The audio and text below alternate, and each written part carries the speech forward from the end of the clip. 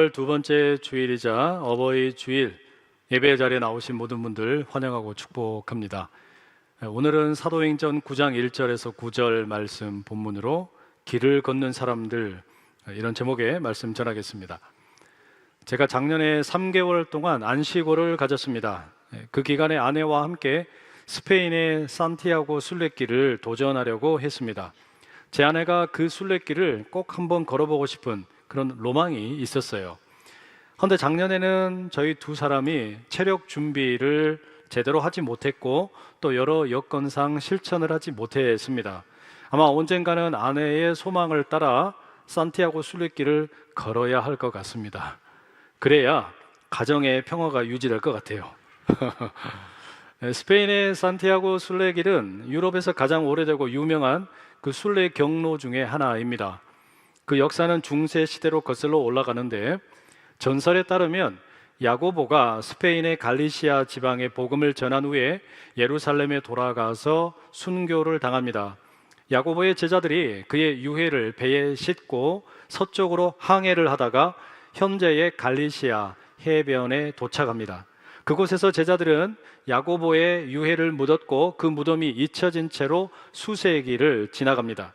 그러다가 9세기 초에 한 은둔자가 별들의 안내를 따라 야고보의 무덤을 발견했다고 합니다. 이 소식을 듣고 유럽 전역에서 많은 순례객들이 그 무덤을 찾아 나섭니다. 이게 산티아고 순례의 시작으로 여겨집니다. 12세기에 교황은 자신의 권한을 강화할 목적으로 야고보 축일에 산티아고를 방문하는 순례객들에게 그동안에 어떤 죄가 되었든 사해 준다라는 칙령을 발표합니다. 이 일로 인해서 산티아고가 예루살렘과 로마와 함께 중세 3대 성지로 이제 등극하게 됩니다. 물론 지금은 각자 다른 이유로 이 순례길을 걷습니다. 죄사함과 구원이 아니더라도 여행과 관광을 위해서 또 혹은 삶의 치유를 위해서 순례길을 걷고 또 걷는 많은 사람들이 있습니다. 길을 걸으며 다른 곳에서는 경험하기 어려운 색다른 위로와 회복을 경험하는 것이라 생각이 됩니다. 사도행전 11장 26절에 보면 예수님을 믿고 따르던 사람들이 처음으로 그리스도인이라 불리우게 되는데 그 장소가 안디옥입니다. 그러면 그 전에는 예수님을 따르던 사람들을 이 세상 사람들이 뭐라고 불렀을까요? 오늘 본문 2절에 그 도를 따르는 사람이라는 표현이 있습니다. 그렇습니다. 이제 그리스도인이라고 불리우기 전에는 예수를 믿고 따르는 사람들을 가리켜 그 도를 믿고 따르는 사람들 혹은 그 길을 걷는 사람들이라고 알려져 있었습니다. 예수님께서 스스로를 길이요 진리요 생명이라고 말씀하셨는데 그 예수님을 따르는 사람들 역시 그 길을 걷는 사람들이라 불렸다는 말이에요. 이게 참 흥미롭죠. 길이라고 하는 것은 기독교 신앙에 있어서 아주 중요한 은유입니다. 성경이 들려주는 이 신앙의 역사는 곧 길을 걷는 역사이기도 합니다. 믿음의 조상인 아브라함은 고향이었던 갈대아 우르를 떠나서 갈 바를 알지 못하고 길을 나섭니다. 오로지 하나님의 음성에 의지하여 길을 걷다가 바로 그 길 위에서 이스라엘의 조상이 됩니다. 이스라엘 역시 애굽 땅에서 400년 동안 종살이를 하다가 이제 출애굽을 경험하고 40년 광야의 길을 걷게 됩니다. 그 길을 걸으면서 이스라엘이 하나님의 백성으로 새롭게 태어납니다. 척박한 광야의 길을 걸으며 율법을 익히고 예배를 배우고 하나님을 섬기는 공동체로 거듭나게 됩니다. 예수님 역시 이 땅에 오셔서 공생의 3년의 기간을 보내시는 동안에 갈릴리를 비롯해서 예루살렘으로 향하는 길을 걸으셨고 그 길 가운데에서 하나님 나라의 복음을 전하셨고 그 길 위에서 제자들을 훈련시키셨습니다. 그러니 예수님을 따르는 사람들은 어제나 오늘이나 앞으로도 길을 걷는 사람들이라 말할 수 있습니다. 예수를 믿는다라는 것은 몇 가지의 교리나 신념으로 식별되는 것이 아니고 공동체를 이루고 살아가는 길, 그들만의 믿음을 기반으로 살아가는 삶의 방식으로 알려지게 되는 겁니다. 우리가 함께 읽은 이 사도행전의 말씀들을 보면 담대한 용기라든지 가난하고 연약한 자들을 환대하는 삶의 자세라든지 갈등의 상황에서 적극적으로 화해를 모색하는 태도라든지 바로 이와 같은 것이 예수의 길을 따르던 초대교회 성도들의 특징이었습니다. 그 삶의 방식, 그 삶의 길이 너무나 아름답고 매력적이었기 때문에 수많은 사람들이 그 길을 함께 걷겠다고 순례의 행렬에 동참하게 됩니다. 그런데 안타깝게도 예루살렘 교회 가운데 스데반의 순교가 일어나게 되죠. 그로 인해서 예수의 길을 걷고 있던 예루살렘의 수많은 성도들이 새로운 길을 찾아야만 했습니다. 자신들에게 익숙했던 예루살렘을 떠나서 새로운 길을 떠나야만 했다는 이야기예요. 이로 인해서 원했든 원하지 않았든 예수 그리스도의 복음이 예루살렘과 온 유대를 넘어 사마리아를 지나서 이제 더 큰 세계 속으로 전파되는 계기를 마련합니다. 그러니 길이라고 하는 것과 우리의 신앙을 비교해 보자면 이렇습니다. 길은 우리가 살아있음을 증명하는 자리이고 그 길 위에서 우리의 믿음은 구체화되고 그 길에서 믿음으로 살아가는 삶의 방식을 배우게 됩니다. 예수님을 따르는 사람들은 길을 걷는 사람들입니다. 오늘 본문에는 바로 그와 같은 길을 걷는 과정 가운데 새로운 길에 들어오도록 초청받는 한 명의 사람이 있고 또한 길을 걷고 있는 가운데 눈을 더 크게 뜨게 되는 한 사람의 이야기가 나옵니다. 그 첫 번째 인물이 사울이죠. 오늘 본문 1절은 사울의 모습을 이렇게 묘사합니다. 세번역 성경인데요. 사울은 여전히 주님의 제자들을 위협하면서 살기를 띠고 있었다. 이 사울이라는 인물은 7장 맨 마지막에 나왔었죠. 스데반이 순교하는 자리였습니다. 그는 스데반이 죽임을 당하는 것이 마땅하다 여겼고 이후에는 훨씬 더 적극적으로 그리고 폭력을 써가면서 예수의 길을 따르는 사람들을 잡는 일에 몰두합니다. 다메섹이라는 도시에도 그 길을 따르는 사람들이 많이 있다더라. 이 소식을 듣고서 길을 떠납니다. 그런데 다메섹으로 가는 길에 갑자기 하늘로부터 강렬한 빛이 번쩍이며 그를 비추게 됩니다. 사울은 땅에 엎드러지게 되었고 거기서 예수님을 만나게 됩니다. 그는 앞으로 이제 이 길을 전하기 위해서 지중해 주변을 수도 없이 여행을 하고 길 위의 삶을 보내게 될 겁니다. 이게 참 아이러니한 일이죠. 길을 따르는 자들을 죽이려고 했던 사울이 이제는 바울이 되어서 그 길을 전하기 위해 목숨을 내어놓습니다. 아니 도대체 이 길 위에서 무슨 일이 벌어졌던 걸까요? 본문의 장면을 조금 더 자세히 들여다보겠습니다. 땅에 넘어진 사울에게 하늘로부터 음성이 들려옵니다. 4절의 말씀 함께 읽어보시겠습니다. 시작. 땅에 엎드러져 들음에 소리가 있어 이르시되 사울아 사울아 네가 어찌하여 나를 박해하느냐 하시거늘. 하늘의 음성이 사울을 2번 부릅니다. 사울아 사울아. 그랬더니 사울이 묻습니다. 주님 누구십니까? 예수님이 대답하죠. 나는 네가 박해하는 예수다. 이제 일어나서 시내로 들어가라. 여러분, 사울이 지금 이 다메섹 목전에 두고 벌어지고 있는 이 일은 마치 출애굽기 3장에서 모세가 가시덤불 가운데 그 불타고 있는 그 하나님의 임재를 보고 부르심을 받는 장면과 비슷합니다. 두 이야기 모두 불이나 빛과 같은 출현을 하게 되고 하늘의 목소리가 모세와 사울의 이름을 2번 부릅니다. 사울과 모세는 그 하늘의 음성이 도대체 누구의 것인지 질문을 하고 하나님께서는 두 사람을 어디론가로 보내시게 되는데 이 일로 인해 두 사람의 인생이 송두리째 바뀌게 됩니다. 그런데 가만히 보니까 이 본문의 이야기가 저희 집 이야기이고 또 여러분의 가정의 이야기인 것 같아요. 특히 자녀들이 학교를 다니는 가정들이라면 아침에 이런 풍경이 꼭 있습니다. 엄마가 아이들의 이름을 부릅니다. 그때 2번 불러요. 나은아, 나은아, 정준아, 정준아. 뭐 하는 걸까요? 아이들 깨우는 거죠. 그러면 누워있는 아이들이 대답을 합니다. 누구야? 눈을 비빕니다. 그럼 엄마가 대답을 하죠. 나는 네가 핍박하는 엄마다. 어서 일어나서 제발 학교 좀 빨리 가라. 물론 여러분, 이와 같은 우리 가정에 일어나는 이야기는 성경의 본문의 이야기와 차이점도 있습니다.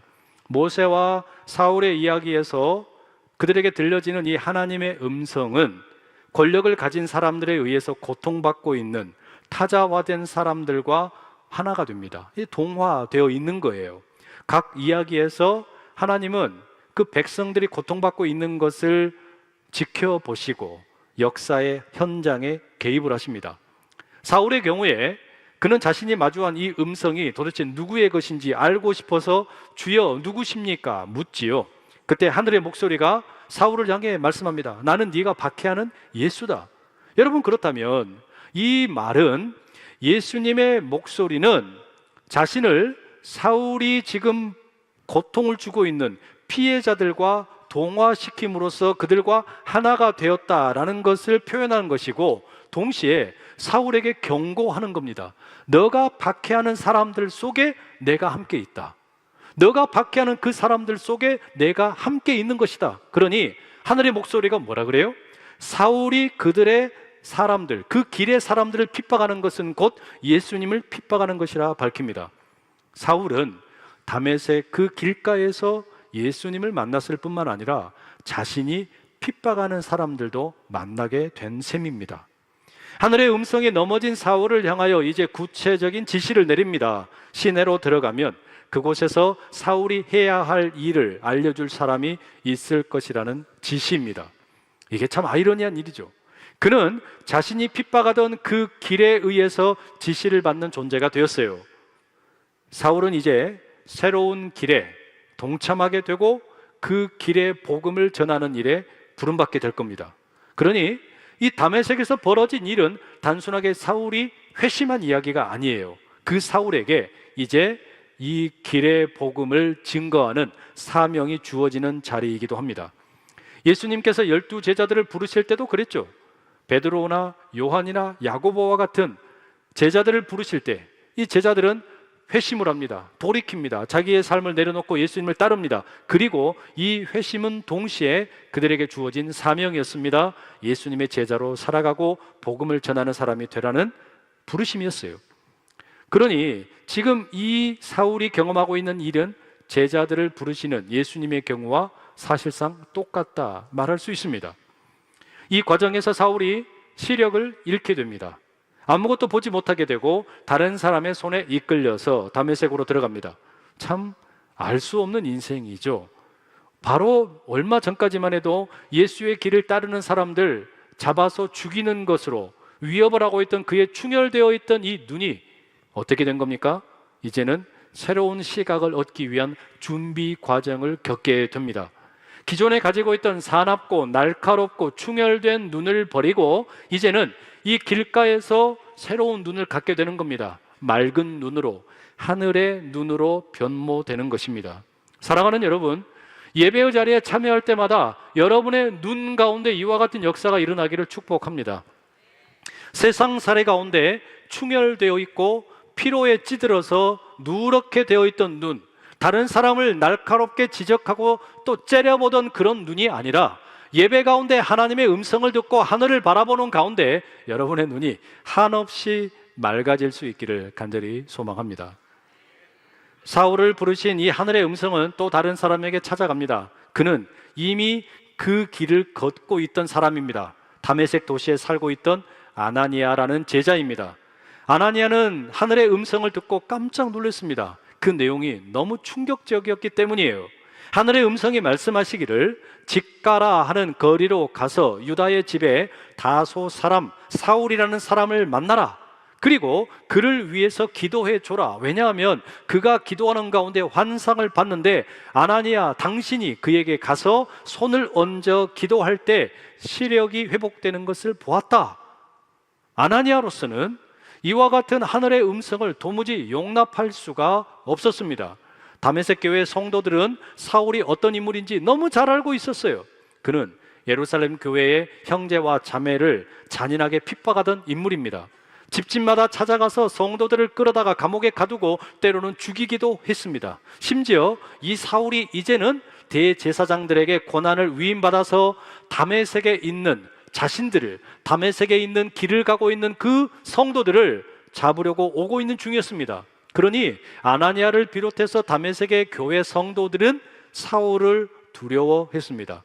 그렇기에 아나니아는 하늘의 음성을 가만히 고분고분 들을 수가 없었어요. 저항을 합니다. 사울을 만나서 그를 위해 기도한다라는 것은 도무지 생각할 수 없는 일이라고, 곤란한 일이라고 자기의 의견을 밝힙니다. 그럼에도 불구하고 하늘의 음성은 훨씬 더 강력하게 아나니아에게 선포합니다. 15절에서 16절 말씀 이렇습니다. 주께서 이르시되 가라, 이 사람은 내 이름을 이방인과 임금들과 이스라엘 자손들에게 전하기 위하여 택한 나의 그릇이라. 그가 내 이름을 위하여 얼마나 고난을 받아야 할 것을 내가 그에게 보이리라 하시니. 이 주의 음성이 너무 충격적인 말씀을 하시는 거예요. 잔말 말고 가라 이야기 아닙니까? 이 사울이라는 인물을 주님께서 택한 그릇이라고 이야기하고 계세요. 그러니 아나니아의 입장에서는 이 음성을 듣고 참 고민에 빠질 수밖에 없습니다. 정말로 내가 사울에게 가야 하나? 그를 위해서 기도해야 하나? 여러분, 과연 이와 같은 이 음성을 여러분이 들으셨다면 어떠시겠어요? 웬수에게 가가지고 나를 핍박하고 죽이려고 하는 사람에게 가서 기도해 줘라, 그를 만나라, 여러분 순순히 응하실 수 있겠습니까? 이게 쉬운 일이 아니죠. 게다가 아나니아의 입장에서는 생각해야 될 것들이 되게 많았을 거예요. 다메섹 교회 다른 성도들은 이 일을 어떻게 생각할까? 예루살렘의 사도들은 이 일을 어떻게 판단할까? 고려할 것이 한두 가지가 아닙니다. 그럼에도 아나니아가 결단을 내립니다. 주님의 음성에 순종하자. 자기 삶을 위험에 빠뜨릴 수도 있는 결단을 하게 됩니다. 아마도 짐작하건대 아나니아가 이 일에 대해서 다른 성도들에게 의견을 구하지 않았을 겁니다. 그랬다면 사울에게 갈 수가 없어요. 아나니아, 당신이 들은 그 음성, 그거 잘못된 음성이다. 그건 따를 수 있는 이야기가 아니다. 아마 이와 같은 이야기를 들었을지도 모릅니다. 그러니 아나니아는 아마도 다른 사람들에게 의견을 구하지 않고 사울을 만나러 갔던 것으로 보입니다. 자기 판단이 아니에요. 다른 사람들의 의견이 아니에요. 내가 들은 주님의 음성이 너무나 확실했기 때문에 내 생각보다 더 크신 주님의 계획이 있을 것이다, 그것을 신뢰하며 나아간 겁니다. 다만 아나니아가 이와 같은 결단을 할 때 참고했던 내용이 있을 거예요. 그게 뭐냐? 부활하신 예수님께서는 베드로도 만나 주셨다. 의심하는 도마도 만나 주셨다. 베드로가 3번이나 예수님을 부인했지만 부활하신 주님이 그를 찾아가서 그에게 또 다른 이 사도의 직무를 맡기셨고, 의심하는 그 도마에게 찾아가셔서 이제는 너가 나를 만짐으로 믿지 말고 보지 않고 믿는 그 복을 누려라 말씀하셨단 말이에요. 그러니 하나님의 계획이라는 것은, 예수님의 은혜라고 하는 것은 우리가 생각하는 것보다 훨씬 더 클 수도 있다, 그런 생각을 가지고 아나니아가 사울에게 찾아갑니다. 아나니아를 향한 이 음성은 어찌 보면 담장을 넘어라는 음성일 수 있어요. 사울에 대해서 가지고 있던 선입견, 그 생각의 담장을 뛰어넘으라는 것이죠. 결국 아나니아는 사울을 찾아갑니다. 그리고 그에게 안수하며 지극정성으로 기도합니다. 그리고 말하기를, 내가 여기 온 것은 내 뜻이 아니다. 내가 여기 온 것은 다른 교회 성도들에게는 말할 수 없는 참 어려운 일이었다. 그럼에도 불구하고 내가 여기 왜 왔냐? 예수님께서 내게 이 음성을 들려주셨기 때문이다. 예수님께서 사울을 위하여 내게 기도하라 하셨기 때문에 내가 여기 왔다. 그리고 주님께서는 당신의 눈을 뜨게 해줄 것이고 성령으로 충만케 하실 것이다 이야기합니다. 여러분, 이처럼 전혀 어울릴 수 없을 것 같은 사울과 아나니아의 만남이 이루어지고 사울의 눈에서 즉시 비닐 같은 것이 벗겨지며 다시 보게 됩니다. 성경의 기록에 따르면 아나니아의 역할은 딱 여기까지예요. 다른 것이 전혀 기록되어 있지 않습니다. 아나니아가 무슨 이방의 땅에 가서 복음을 전했다느니, 또는 로마에 가서 복음을 전했다느니 이런 내용이 전혀 없어요. 그가 한 일은 사울에게 가서 예수님이 말씀하신 대로 기도한 것밖에 없습니다. 그러나 여러분, 그렇다고 이 아나니아의 역할이 전혀 작은 것이 아닙니다. 만약에 아나니아가 사울에게 기도해 주지 않았다면 사울은 영원히 눈을 뜨지 못하는 겁니다. 그리고 우리가 알고 있는 위대한 사도 바울은 태어나지 못하는 겁니다. 하지만 아나니아가 주님의 부르심에 순종을 했기 때문에 예루살렘에서 온 유대와 사마리아와 그리고 이제 땅끝까지 나아가기 위한 이 복음의 교두보가 마련되었습니다. 사울이라는 인물이 준비된 셈입니다. 여러분, 에베소서 4장 11절에 보면 교회 안에 다양한 직무, 직책들이 나옵니다. 그런데 모든 성도가 사도나 선지자나 목사나 교사가 될 수는 없습니다. 하지만 우리 모두는 그리스도를 경멸하고 교회를 핍박하고 나를 어렵게 하는 사람을 위해서 기도할 수 있고 또한 기도를 해야 합니다. 다시 말하면 우리 모두가 바울이 될 수 있는 건 아니에요. 하지만 여기 모여 있는 우리 모두가 아나니아가 될 수 있고 또한 되어야만 합니다. 언젠가 성도님 한 분이 저를 찾아오셨어요. 자신이 뭐 사람을 그렇게 미워하거나 또는 어떤 사람을 저주하거나 그런 성품의 사람이 아닌데 요 근래에 한 사람 때문에 마음이 너무 힘들다. 한 사람 때문에 내 마음이 너무나 병들고 심지어는 몸도 쇠약해지고 있다라는 이야기를 들려주시는 거였어요. 제가 그분에게 직접적으로 어떤 조언을 드리지는 못했습니다. 다만 그분을 위해서 정성을 다해 안수 기도해 드리고 잘 인내하자 이런 이야기를 드릴 수밖에 없었어요. 그런데 오늘 본문을 이렇게 읽고 묵상을 하는 가운데 이런 이야기를 조금 첨가해 드릴 수 있겠다라는 생각이 들었습니다. 여러분, 혹시 여러분의 삶에 누군가 너무나 죽도록 미운 사람이 있을 수 있잖아요. 나를 힘들게 하는 사람, 나를 괴롭히는 사람이 있을 수 있다는 말이에요. 그거 어떻게 하면 좋을까요? 매일 그 사람을 위해서 적어도 한 보름 정도 기도를 하시도록 권유하고 싶어요. 그 사람에 대해서 그 사람이 나에게 얼마나 나쁜 짓을 많이 했는지 이걸 기도하라는 게 아니라 그 사람의 영혼을 위해서 하나님께 복을 빌어달라고 기도하라는 이야기예요. 왜 그런 줄 아세요? 그렇게 되면 우리가 그렇게 누군가를 위해서 지극정성으로 지속적으로 기도하게 되면 더 이상 그 사람을 미워하는 것이 불가능하기 때문입니다. 내가 누군가를 위해서 그렇게 간절히 기도했습니다. 내가 너무나 미운 사람인데, 나를 괴롭히는 사람인데 그 사람에게 하나님의 복이 임하기를 기도하게 되면 하나님께서 복을 주실까요? 안 주실까요? 당연히 복을 주시죠. 내가 간절히 기도했기 때문에 하나님이 그에게 복을 주실 겁니다. 사울의 경우를 보세요. 아나니아가 지금 사울에게 찾아가서 이걸 지금 기도해야 될 그런 상황입니까? 그런데 아나니아가 사울을 위해 기도했더니 사울이 변화가 됩니다. 교회를 핍박하는 사람인데, 나를 괴롭히는 사람인데 그가 변화가 되는 거예요. 그렇다면 우리에게도 그와 같은 일이 일어나지 말라는 법이 없다는 이야기입니다.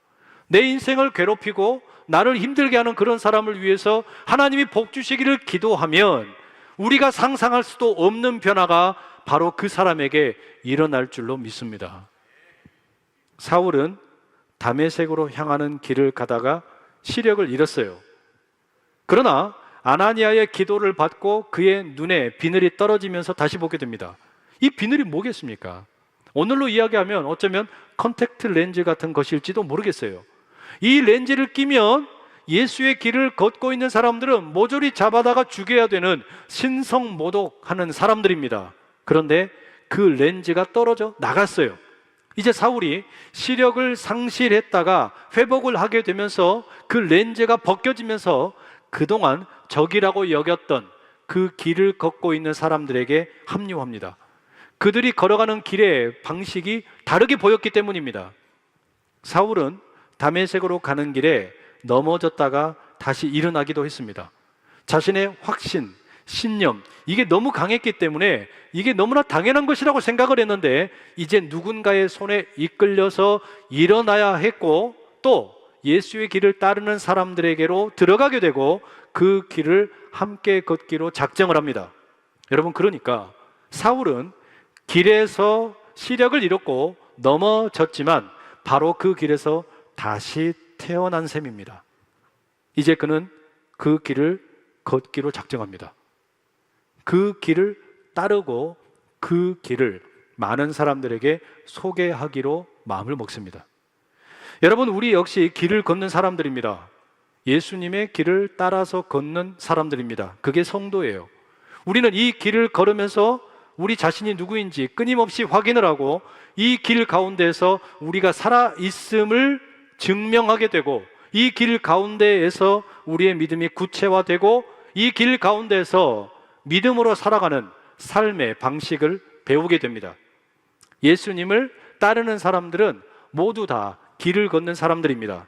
이 길을 걷는 것은 날마다 흥미진진하고 예측할 수 없는 일들의 연속일 것입니다.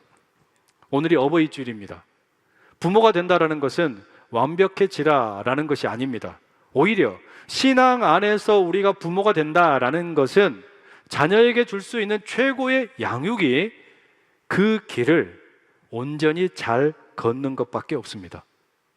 자녀가 부모에게 할 수 있는 최고의 효도가 뭘까요? 용돈을 많이 드리는 거, 좋은 것을 사다 드리는 거 아닙니다. 가장 좋은 효도는 부모님께서 걸어가셨던 길을 자녀도 동일하게 힘차게 걸어가는 거, 그거를 부모님께 보여드리는 거, 이것밖에 없어요. 그때에 주님의 은총이 가득한 주님의 길을 함께 걸어가는 순례의 여정을 걸어가는 믿음의 가정이 될 줄로 믿습니다. 여러분 꼭 기억하시면 좋겠어요. 하나님의 계획은 우리의 생각보다 훨씬 커요. 내가 생각했던 것보다 하나님의 계획은 너무너무 크고 놀랍습니다. 하나님의 그 계획은 우리의 걸음을 새로운 길로 인도하실 것이고 내가 너무나 고통받고 나를 미워하는 사람마저도 변화시키는 능력의 걸음인 줄 믿습니다. 그리하여 이제 우리가 주님의 인도하심을 따라 이 길을 힘차게 함께 걸어갈 수 있기를 간절히 축복합니다. 기도하겠습니다. 사랑하는 주님, 우리의 인생의 길이 되어주심에 감사드립니다. 주님의 길을 걸으며 우리가 누구인지, 우리가 무엇을 하는 존재인지 끊임없이 확인하게 하시고 그 길 위에서 우리의 삶이 더욱 풍성하게 채워지는 복을 누리게 하시고 담장을 넘어 주님의 길을 아름답게 가꾸는 우리 모두가 되게 하옵소서. 예수 그리스도의 이름으로 기도드립니다. 아멘.